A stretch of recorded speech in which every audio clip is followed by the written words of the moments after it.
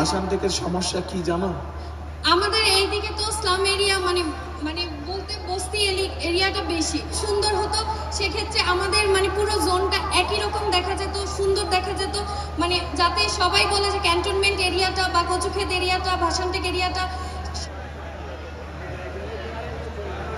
Student student student না? আচ্ছা ঠিক আছে, আসো।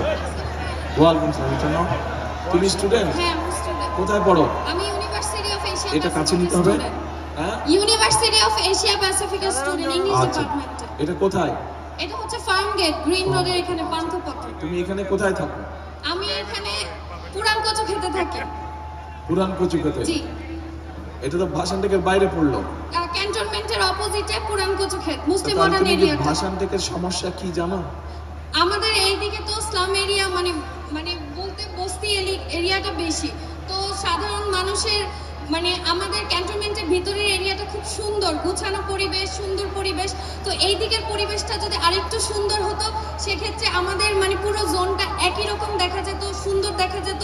মানে যাতে সবাই বলে যে ক্যান্টনমেন্ট এরিয়াটা বা কচুক্ষেত এরিয়াটা, ভাষান্তেক এরিয়াটা 17 আসনের অন্তর্ভুক্ত আছে। এটা দেখতেও ভালো লাগবে, মানুষের কাছে বলতেও ভালো লাগবে। আচ্ছা, তোমার নামই তো জিজ্ঞেস করি।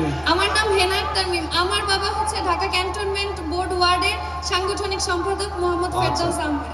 আচ্ছা, এই যে আমাদের এই বোন একটা কথা বললো, এইটার সাথে মোটামুটি কি আপনারা এই এলাকাবাসী একমত? একমত, ঠিক বলছে? আচ্ছা ঠিক আছে, ওকে, বসো তুমি। ঠিক আছে, আসসালামু আলাইকুম। ওয়ালাইকুম আসসালাম।